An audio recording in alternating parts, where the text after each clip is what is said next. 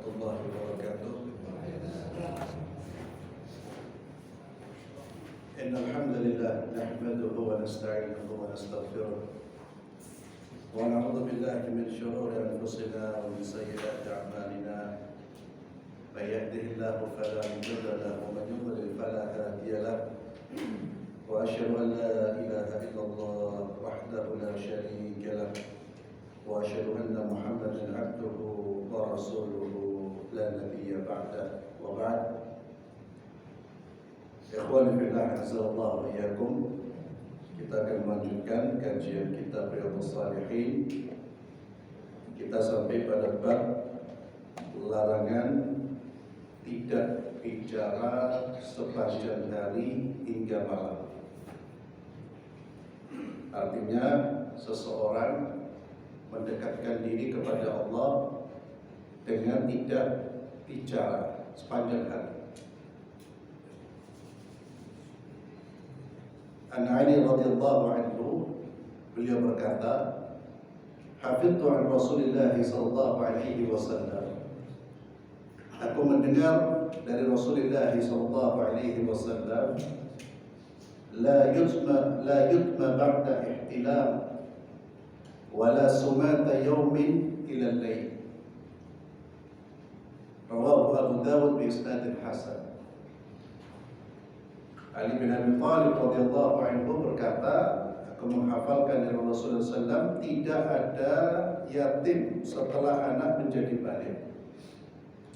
Artinya anak yatim itu adalah anak yang ditinggal wafat ayahnya ketika usianya belum balik.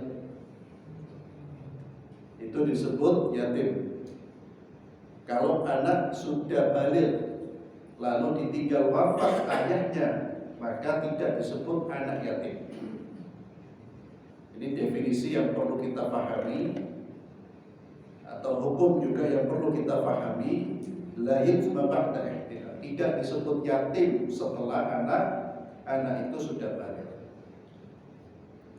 Maka ketika kita ingin menyantuni anak-anak yatim, tengoklah usia mereka. Kalau mereka anak-anak yang sudah balik, maka tidak disebut yatim. Tapi kalau belum balik, mereka disebut yatim. Kemudian Nabi bersabda, wala sumata yaumin ilal lail, dan tidak boleh diam sepanjang hari hingga malam. Sampai malam hari diam terus. Hadis diriwayatkan oleh Imam Abi Dawud dengan sanad yang hasan. Al-Imam Al-Khattabi berkata dalam menafsiri hadis ini, diam atau tidak berbicara adalah termasuk ibadahnya orang jahiliyah. Maka kaum muslimin dilarang melakukan atau menyerupai ibadah mereka, dan diperintahkan untuk berzikir atau berbicara yang baik. Ya, jadi tidak ada ibadah yang mengajarkan atau tidak ada ajaran di dalam Islam untuk mendekatkan diri kepada Allah dengan cara diam atau puasa bicara. Itu bukan ibadahnya orang Islam. Kalau kita puasa bicara dari perkataan-perkataan yang tidak baik, wajib. Tapi tidak terus-menerus. Ya. Kenapa antum diam? Saya ingin mendekatkan diri kepada Allah dengan diam. Sampai malam saya diam. Itu tidak ada di dalam ajaran Islam. Karena ajaran kita, ajaran Islam ini adalah ajaran yang berdasarkan wahyu, berdasarkan apa yang Allah perintahkan dan apa yang diperintahkan oleh Nabi kita Muhammad sallallahu alaihi wasallam. Sehingga tidak boleh seseorang kemudian menciptakan amalan-amalan dengan niat untuk mendekatkan diri kepada Allah. Kalau dia sudah melakukan amalan untuk mendekatkan diri kepada Allah, maka pastikan amalan yang dia lakukan itu sesuai dengan tuntunan Allah dan sesuai dengan tuntunan Rasulullah sallallahu alaihi wasallam. Kemudian dari Qais ibn Abi Hazim, beliau berkata, dakhala Abu Bakr Siddiq radhiyallahu anhu ala imra'atin min Ahmas yuqalu laha Zainab fara'aha la tatakallam faqala ma laha la tatakallam faqalu hajjat musmitatan faqala laha takallami fa inna hadha la yahill hadha min 'amal al-jahiliyyah fatakallamat rawahu al-Bukhari. Qais bin Abi Hazim berkata, Abu Bakar radhiyallahu anhu masuk ke rumah wanita dari suku Ahmas yang bernama Zainab. Maka beliau melihatnya tidak mau berbicara. Maka ia bertanya, kenapa ia tidak mau berbicara? Mereka menjawab, ia berhaji dengan niat tidak mau bicara. Jadi haji dengan dilakukan dengan tanpa bicara. Puasa dari berbicara. Maka kata Abu Bakar, bicaralah. Karena hal ini dilarang, ini adalah termasuk perbuatan orang-orang jahiliyah. Maka akhirnya wanita itu pun mau berbicara. Kita kalau tidak mau bicara, itu bukan dalam rangka bahwa tidak bicara itu ibadah, tapi dalam rangka untuk menahan diri dari ucapan-ucapan yang tidak baik. Kalau kita tidak jadi ngomong karena khawatir omongan kita berdosa, atau khawatir omongan kita itu dapat melukai orang lain, maka ketika kita berhenti dari bicara, itu adalah ketaatan. Karena tujuannya untuk apa? Untuk menjaga lisan. Kata Nabi SAW, "Man kana yu'minu billahi wal yawmil akhir, falyaqul khairan aw liyasmut." Siapa yang beriman kepada Allah dan hari akhir, hendaknya dia ngomong yang baik, berbicara yang baik, atau diam. Maka orang beriman itu kalau bicaranya baik, kalau tidak ada kebaikan yang ingin dibicarakan, diam dia. Maka diam dengan niat untuk menjaga lisan. Itu adalah ketaatan. Tapi tidak ada angin, tidak ada apa-apa, lalu dia mau diam saja karena merasa itu adalah ketaatan juga. Itu termasuk perbuatannya orang-orang jahiliyah. Jadi bedakan antara diam terus-menerus dengan diam pada beberapa saat, ya, untuk mengontrol lisannya, untuk menjaga lisannya. Dan kita menjaga lisan pun itu bukan hanya dengan diam, tapi dengan apa? Zikrullah. Jadi ibadahnya kita itu diam. Kalau ada ucapan yang ingin dia diam, dia diam dalam pengertian menahan diri dari ucapan yang tidak baik, kemudian setelah itu diisi dengan zikrullah. Dan memang memperbanyak zikir merupakan ibadah yang sangat agung, dan ini sudah kita bahas. Dan memperbanyak zikir itu pula salah satu cara kita membiasakan lisan ini mengucapkan kata-kata yang baik. Karena lisan ini akan mengeluarkan kata-kata yang biasa dia ucapkan. Kalau kita terbiasa ngomong kotor, nanti ya kotor terus ngomongnya. Tapi kalau membiasakan diri dengan ucapan-ucapan yang baik, dengan zikrullah, dengan sholawat kepada Nabi, nanti otomatis keluar itu. Ada apa-apa ya, kata-kata yang baik yang keluar dari lisannya. Maka membiasakan lisan kita dengan zikir, dan wajib menahan diri dari perkataan-perkataan yang tidak baik. Kemudian bab selanjutnya, diharamkan bernasab kepada selain bapak sendiri dan hamba sahaya kepada selain majikan dan tuannya. Dari Sa'ad bin Abi Waqqas radhiyallahu anhu, anna Nabi sallallahu alaihi wasallam qala, bahwa Nabi sallallahu alaihi wasallam bersabda, "Man idda'a ila ghairi abihi wa huwa ya'lam annahu ghairu abihi, fal jannatu 'alaihi haramun." Muttafaqun alaih. Barang siapa yang bernasab kepada selain bapaknya, sedangkan ia tahu bahwa ia bukanlah bapaknya, maka surga diharamkan baginya. Ini ancaman bagi orang-orang yang menisbahkan diri bukan kepada bapaknya. Ada orang-orang yang menisbahkan diri bukan kepada ada. Entah mungkin karena dia kecewa dengan bapaknya, dia malu dengan bapaknya, dia marah dengan bapaknya, akhirnya dia mengganti nama bapaknya dengan nama orang lain. Orang seperti ini kalau dia melakukan itu dengan kesadaran yang dinisbahkan kepada dirinya itu bukan bapaknya, maka Nabi mengatakan fal jannatu alaihi haram. Surga itu haram bagi. Ini pula pelajaran bagi teman-teman yang mengambil anak asuh. Jangan berubah-ubah namanya dia. Karena dipelihara masih kecil dirubah. Ya tetap namanya dinisbahkan kepada ayah biologisnya, ayah kandungnya. Itu tidak bisa dirubah. Tidak boleh dirubah apapun alasannya. Tetap nama ayah harus bersanding dengan nama anak. Ini kejadian juga ada. Terkadang ada anak yang mau mengakui bapaknya. Itu bahaya. Ya itulah karena faktor-faktor tadi. Ada karena kecewa, marah. Tidak mau mengakui bapaknya, bukan bapak saya.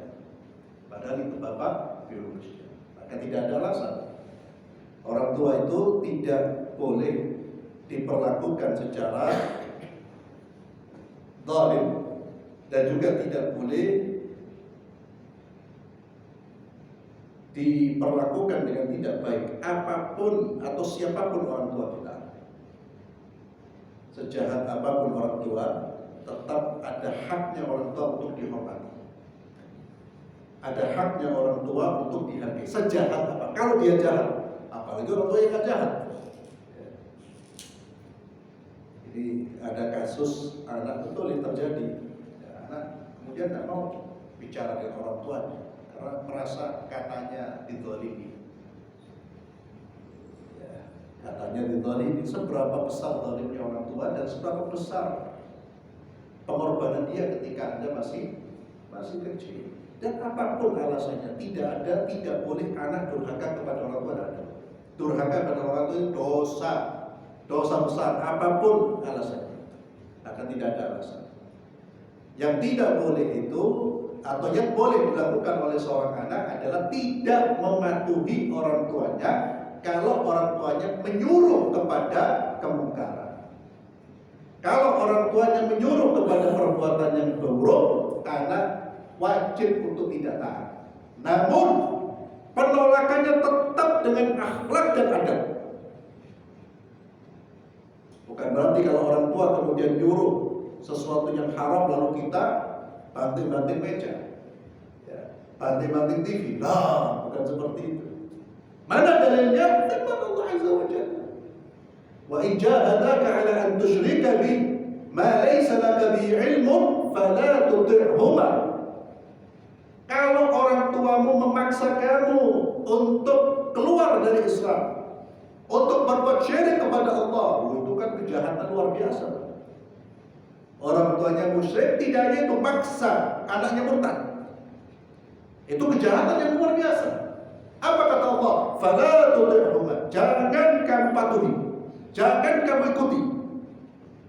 Ajakan mereka untuk syirik kepada Allah jangan diikuti. Tapi apa? Bagaimana? Perintah Allah selanjutnya, wasahibhuma fid dunya ma'rufa. Tetap bergaul dengan baik. Ya. Kalau berucap, kita diperintahkan untuk apa? Wa qul lahuma qawlan layyina, qawlan karima. Ini harus diperhatikan ikhwan fillah azallahu wa iyyakum. Jangan berani dengan orang tua dengan alasan orang tua melanggar aturan Allah. Itu tidak benar. Sekali lagi kita hanya punya tugas mengingatkan dengan adab. Adab itu nomor satu, Pak, dalam Islam. Adab itu nomor satu. Dan adab itu yang harus selalu diajarkan zaman sekarang ini. Diulang-ulang, melebihi yang lain. Karena kita kehilangan adab saat ini. kehilangan adab, termasuk adab kepada orang tua. Orang tua kepada anak, itu juga harus beradab. Jadi kembali kepada hadis ini, tidak ada alasan anak itu tidak mengakui orang tuanya, apalagi sampai mengganti di aktenya. Ya. Fulan bin Fulan diganti sama dia, itu sangat berat ancamannya. Kata Nabi SAW, "Fal jannatu 'alaihi haram." Kemudian dari Abu Hurairah radhiyallahu anhu, dari Nabi SAW, beliau bersabda, "La targhabu an abaikum, faman raghiba an abihi fa huwa kufrun." Muttafaqun alaih. Abu Hurairah radhiyallahu anhu berkata dari Nabi SAW, jangan kalian berpaling dari bapak-bapak kalian. Barang siapa yang berpaling dengan cara membenci dan tidak mau menisbahkan dirinya, tidak mau bernasab kepada bapaknya, maka itu adalah kekufuran. Kata Nabi, itu adalah perbuatan kufur. Maka kata-kata kufur di sini bisa bermakna kufur, keluar dari Islam, jika dia menghalalkan perbuatan tersebut. Jika anak menghalalkan itu apa? Dia tahu ini haram, tapi dia katakan enggak apa-apa, hukumnya apa-apa. Itu namanya menghalalkan apa yang diharamkan oleh Allah. Sepakat para ulama, ahli sunnah sepakat, siapa yang menghalalkan apa yang diharamkan oleh Allah dan dia tahu bahwa itu haram menurut syariat, dia ngerti itu haram lalu dia tetap mengatakan halal, maka dia telah kufur, murtad dari Islam. Namun kalau dia melakukan perbuatan yang dilarang di dalam Islam dan dia tetap mengakui bahwa perbuatannya itu dosa, dia melanggar, tapi dia dengan kesadaran ini perbuatan saya dosa dan saya tahu ini haram dan saya mengakui ini haram, maka dia tidak kufur, keluar dari Islam, tapi kufrun duna kufrin, kekufuran kecil namanya, yaitu dia telah melakukan dosa besar tapi tidak keluar dari Islam. Maka yang dikatakan sudah keluar dari Islam itu ketika dia menghalalkan, dia sudah menghalalkan apa yang diharamkan oleh Allah.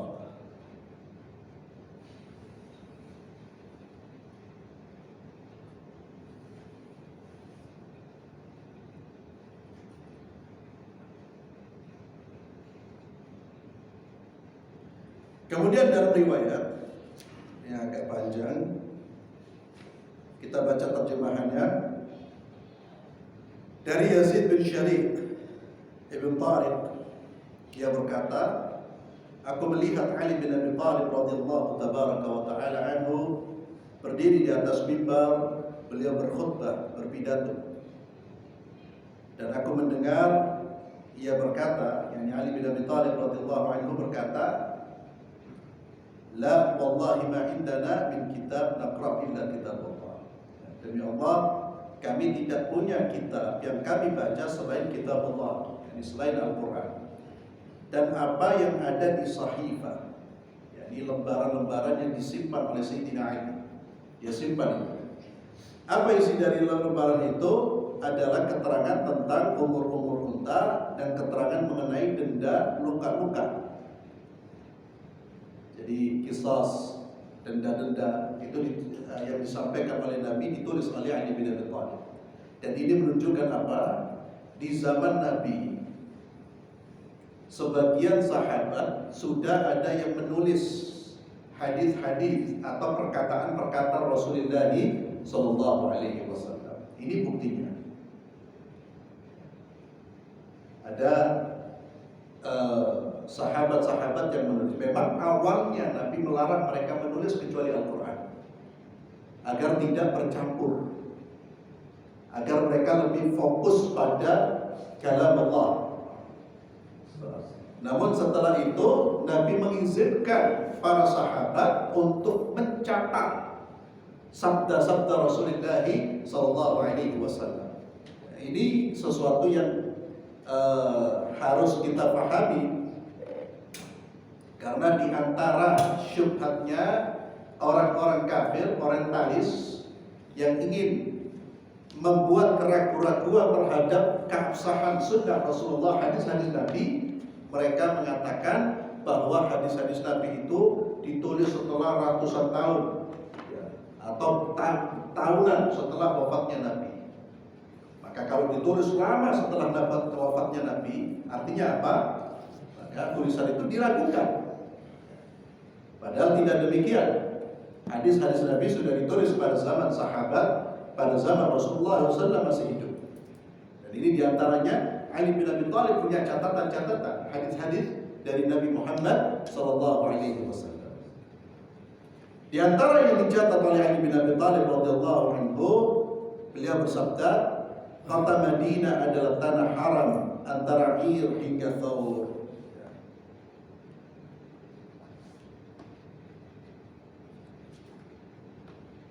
Ma baina air, ya, ma baina airin air, pakai ain ila Thawr.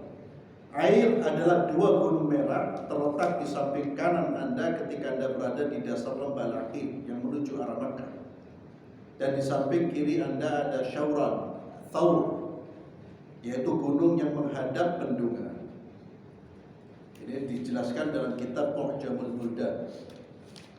Dan Thawr adalah gunung yang berada di balik gunung Uhud.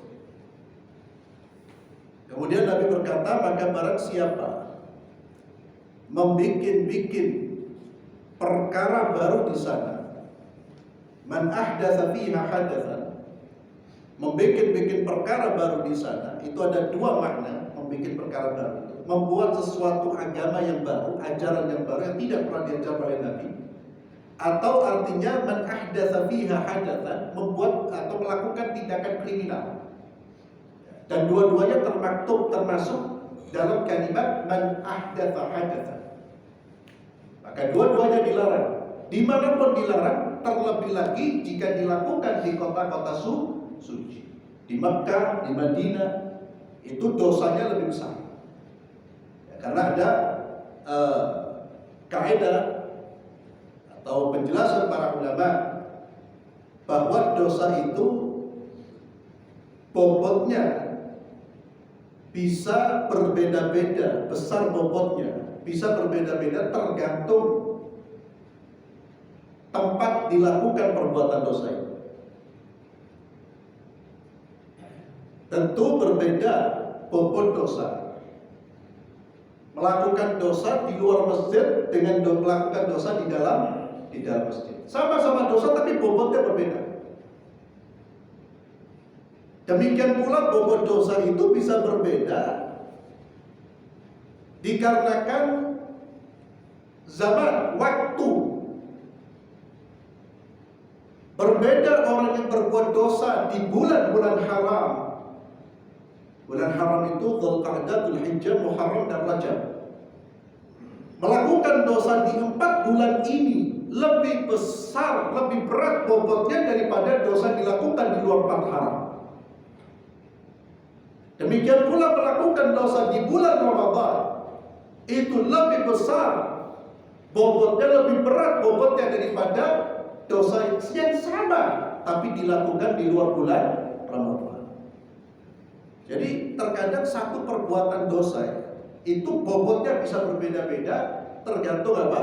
Bisa dikarenakan tempatnya, waktunya. Nabi juga pernah bersabda, mencuri di rumah tetangga itu lebih besar dosanya daripada mencuri di luar di rumah bukan tetangganya. Sama-sama dosa besar, tapi bobotnya berbeda. Ngomong kata-kata yang tidak baik, kata-kata yang buruk yang diucapkan kepada orang tua, dosanya lebih besar daripada kata-kata buruk yang diucapkan kepada kawannya. Jadi bobot dosa itu bisa berbeda-beda, sekalipun dosa yang dilakukan sama. Maka hati-hati, ya, apalagi orang berada di tanah suci, di Mekah, di Madinah. Tapi jangan sampai, naudzubillah, ada orang hijrah, ya, sudah tinggal di situ hijrah. Kenapa? Gak enak lagi dari esok ya dusun. Loh ini ada ucapan seperti itu. Takut saya kalau saya. Loh kenapa kok mikir takut berbuat dosa? Ya justru di situ menjadi pemicu. Sama seperti orang mengatakan ada orang cari rumah ketika tahu dekat masjid, udah jangan dekat masjid. Loh kenapa? Saya takut kalau nanti tidak bisa sholat berjamaah, dosa saya. Loh ya apa sih? Kok berpikirnya ke situ? Kenapa tidak berpikir, oh ya dekat dengan masjid, insya Allah saya semakin terdorong untuk ke masjid. Kembali kepada hadis ini, maka barang siapa yang membuat perkara baru di sana atau berbuat kriminal atau melindungi orang-orang yang berbuat perkara baru, atau awa itu melindungi, membela, maka dua-duanya termasuk tindakan yang diharamkan oleh Allah. Jangan melakukan perkara baru di dalam agama dan jangan melindungi orang-orang yang melakukan perkara baru dalam agama, atau jangan melakukan tindakan kriminal dan jangan melindungi pelaku kriminal. Jadi kawan-kawan dari pengacara hati-hati, ya. Syukur pengacara ini hati-hati Pak. Ente bela siapa? Kalau ente membela yang beruang, sekalipun dia zalim, maka terkena laknat dari Allah. Ya. Jangan melindungi orang-orang yang melakukan tindakan kriminal atau melakukan perkara-perkara baru dalam urusan agama.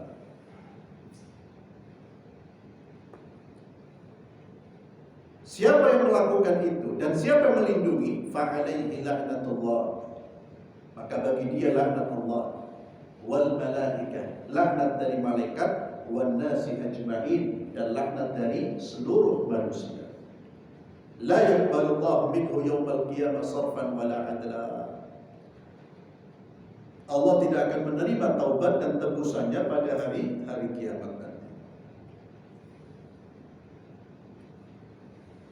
Kemudian jaminan keamanan kaum muslimin adalah satu, yakni sama berlaku juga bagi orang-orang yang tidak punya kedudukan atau orang miskin di antara mereka.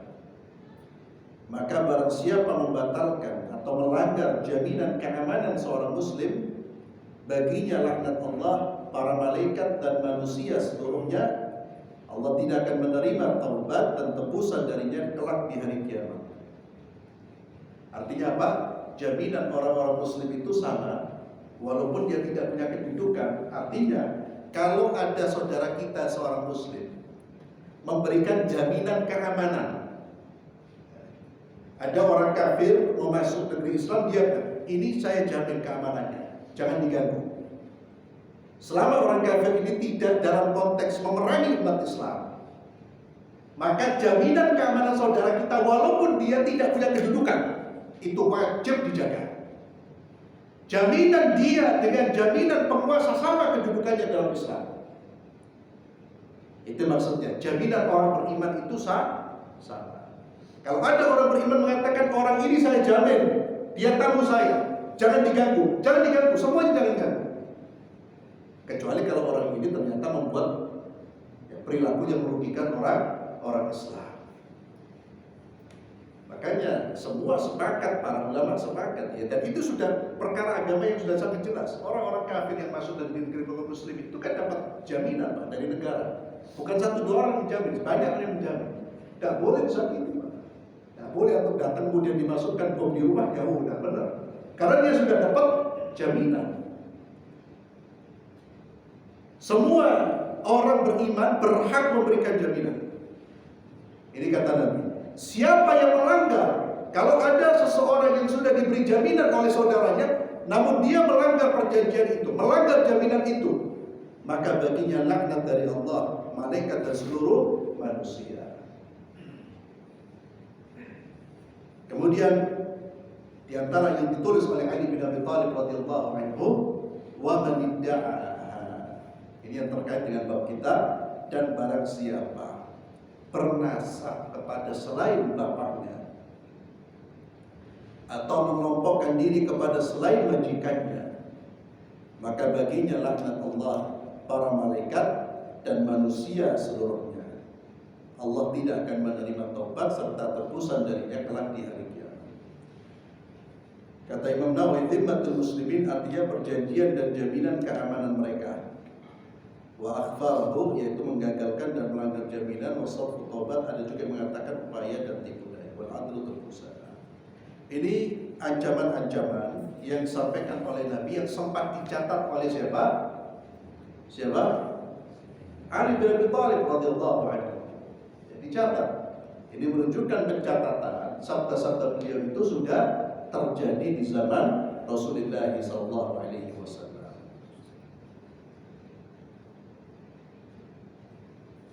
Kemudian Nabi sallallahu alaihi wasallam bersabda dari Abu Dzar radhiyallahu anhu, beliau mendengar Rasulullah sallallahu alaihi wasallam bersabda, "Laisa min rajulin idda'a li ghairi abihi wa huwa ya'lamu illa kafar." Tidak ada seseorang yang bernasab kepada selain bapaknya, padahal dia tahu. Dia tahu bapaknya siapa. Dia tahu yang dianggap bapaknya itu bukan bapaknya, tapi dia tetap nekat menasabkan dirinya kepada bukan bapaknya, maka ia telah melakukan tindakan kufur. Tidak main-main, Pak.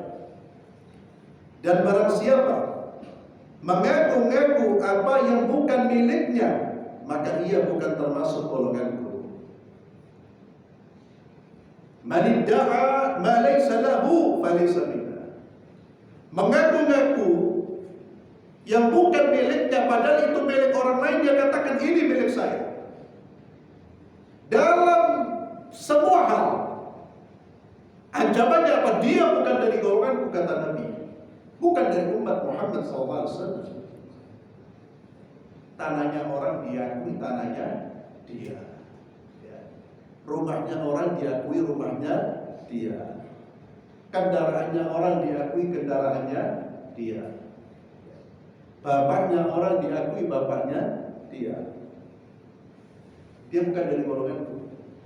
Karena Sayyidina Muhammad SAW menekankan pentingnya kejujuran. Ajaran Islam itu ajaran akhlak, ajaran kejujuran. Dan itu menjadi nilai yang betul-betul ditekankan. Sehingga orang yang tidak jujur, termasuk tidak amanah, termasuk tidak menepati janji, dia telah terkena virus kemunafikan. Jangan pernah mengakui apa yang itu bukan milik kita. Wal yatabawwa maq'aduhu minan nar. Dan hendaknya dia memesan tempat duduknya di dalam api neraka. Wa man da'a rajulan bil kufri aw qala ibadallah wa laysa kadzalik illa hara alaihi. Dan tidaklah seseorang memanggil saudaranya. Di dalam hadis yang lain, man qala li akhihi muslim, siapa yang memanggil saudaranya muslim, siapa yang memanggil saudaranya sesama muslim dengan sebutan kafir, padahal tidak demikian, melainkan sebutan itu akan kembali kepadanya. Siapa yang menvonis saudaranya dengan kafir atau adu Allah, wahai musuh Allah, padahal menurut Allah dia tidak kafir, menurut Allah dia bukan musuhnya Allah, maka kata-kata kafir segera kembali ke dia. Dia yang kafir dan dia menjadi musuh Allah. Allah, berat ya.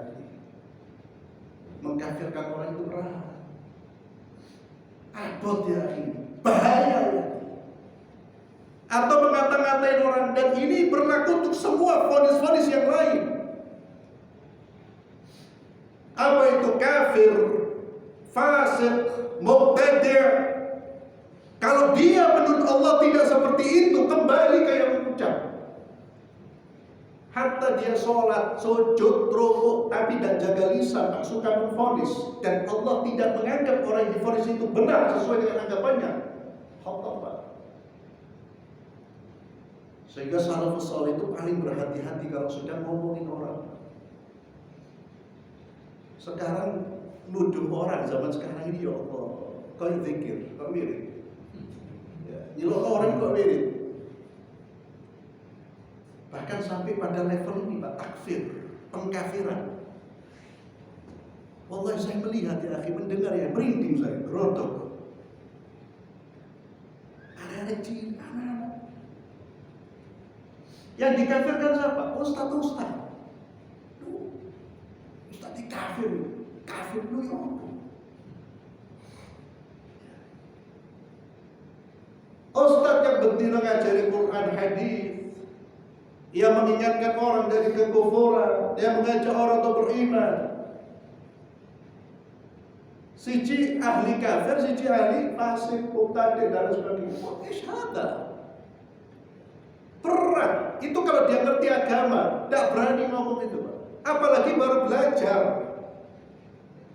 Baru belajar. Itu yang berhak menvonis di dalam Islam. Di dalam Islam itu ada orang-orang vonis, bisa orang itu divonis kafir, bisa orang itu divonis dengan vonis-vonis itu. Siapa yang berhak? Hakim, ulama. Itu yang berhak. Di Mesir itu ada kasus, Pak. Seseorang berpendapat dengan pendapat yang kufur. Apa yang dilakukan? Dipanggil, disidang. Yang sidang siapa? Ulama-ulama. Diajak debat. Setelah orang itu betul-betul dihilangkan syubhatnya, tetap ngotot dengan pendapatnya, divonis hakim kafir, murtad. Akhirnya dia lari ke Belanda. Ya, karena di tempat-tempat Belanda, Eropa itu ya menerima orang-orang yang nyeleneh ini. Ya, lari. Artinya apa? Gak gampang. Di sidang itu ulama-ulama besar, puluhan mungkin yang sidang. Baru ada hakimnya. Lagi hamba Allah baru ngaji sekali dua kali. Ada fasik, ada mubtadi, ada. Ya, sakno, kasihan. Kenapa kasihan? Itu bisa kembali ke dia. Termasuk ucapan laknat yang pernah kita bahas. Laknat Allah. Ya. Kalau daerah kita itu kita sering dengar apa orang ngomong apa? Hah? Mal'un, ya salah, mal'un itu. Ya. Itu digampangkan, padahal kata Nabi, kalau laknat kita ngomong si fulan mal'un dan dia menurut Allah, siapa yang tahu kalau Allah melaknat apa tidak? Menurut Allah dia bukan orang yang terlaknat, maka kembali segera pada saat itu dia dilaknat oleh Allah, bukan dilaknat oleh manusia. Allah yang melaknat dia. Hati-hati lisan ini yang banyak menjerumuskan orang ke dalam neraka. Dan dari sinilah syaitan itu mengelabui, menjerumuskan orang-orang yang ahli ibadah. Dari sini, yang ahli ibadah itu kan disuruh gaya syirik, gak iso. Disuruh tinggalkan sholat tak bisa. Dimasuki dari mana? Lisan. Sehingga kita lihat banyak orang ahli ibadah kelihatan sholat tapi lisannya na'udzubillah. Tak sadar dia, ini sudah merusak apa yang dia kerjakan dari ibadah. Termasuk menuduh-nuduh orang. Ini ikhwani fillah yang harus kita waspadai. Makanya ketika kita melihat seseorang melakukan penyimpangan, itu yang pertama yang harus kita ingatkan adalah perbuatannya, bukan memvonis, Pak. Bukan tugas kita memvonis orang. Bukan tugas kita. Ada ucapan seorang dai mengatakan, nahnu du'at la qudat. Penting. Nahnu du'at la qudat. Kita ini dai, bukan hakim. Kita orang ini apa disuruh apa? Dakwah, bukan menghakimi. Bedanya apa dai dengan hakim? Bedanya apa? Ada yang tahu bedanya dai dengan hakim? Apa bedanya? Kalau dai itu ngajak wong, kalau hakim itu menvonis. Tugasnya hakim itu bersalah tidak bersalah, bersalah tidak bersalah. Itu tugasnya siapa? Hakim. Kita bukan hakim, kita tidak. Dai itu ngajak orang, ya akhi yang tidak sholat, ayo sholat. Ya akhi yang melakukan perbuatan yang menyimpang, ayo kembali ke jalan Allah. Itu dai, dakwah. Dakwah itu mengajak orang. Kalau hakim itu tinggal memutuskan, ketemu fasik, salah, benar. Itu hakim, Pak. Nahnu du'at la qudat. Kita ini dai.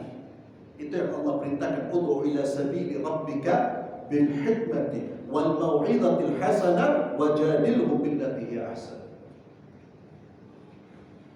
Itu yang Allah perintahkan.